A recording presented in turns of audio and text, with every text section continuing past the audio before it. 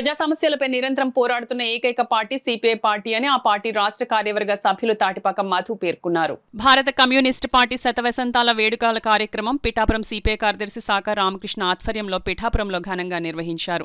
ఈ కార్యక్రమానికి ముఖ్య అతిథిగా సిపిఐ జాతీయ కార్యవర్గ సభ్యులు తాటిపాక మధు హాజరయ్యారు. ముందుగా పిఠాపురం పట్టణంలో సిపిఐ కార్యకర్తలు ర్యాలీ నిర్వహించారు.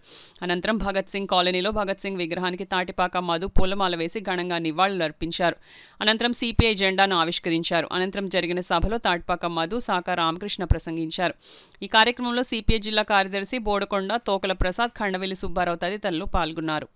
తెలంగాణలో ఖమ్మం జిల్లాలో జనవరి 18వ తేదీ నాడు 5 లక్షల మందితో భారీ ఎత్తున సభ ఏర్పాటు చేశాం.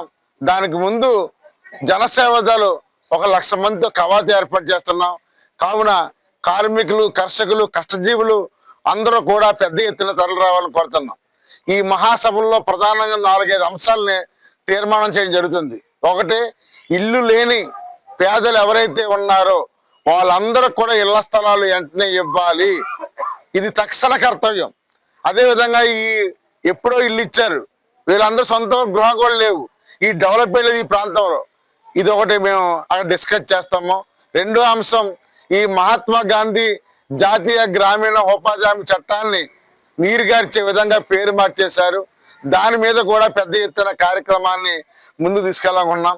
అలాగే మూడవది, ఈ ప్రైవేట్ మెడికల్ కళాశాలలు అంటే ప్రభుత్వం ఉన్న మెడికల్ కళాశాలని పిపిపి పేరుతో మెడికల్ ప్రైవేటీకరణ చేయడానికి కూడా వ్యతిరేకంగా పెద్ద ఎత్తున ఈ ఆందోళన చేయాలనుకున్నాము. 4 లేబర్ కోడ్లు తీసుకొచ్చి కార్మిక హక్కుల్ని, కార్మిక చట్టాలని ద్రోహం చేసే విధంగా ఈ చర్యలు చేపడుతున్నారు. దీని మీద కూడా ఈ బహిరంగ సభలో డిస్కస్ చేస్తాము. దాని తర్వాత మన పక్కన ఉన్న విశాఖ ఉక్కు పరిశ్రమ కూడా ప్రైవేటీకరణ చేస్తున్నారు.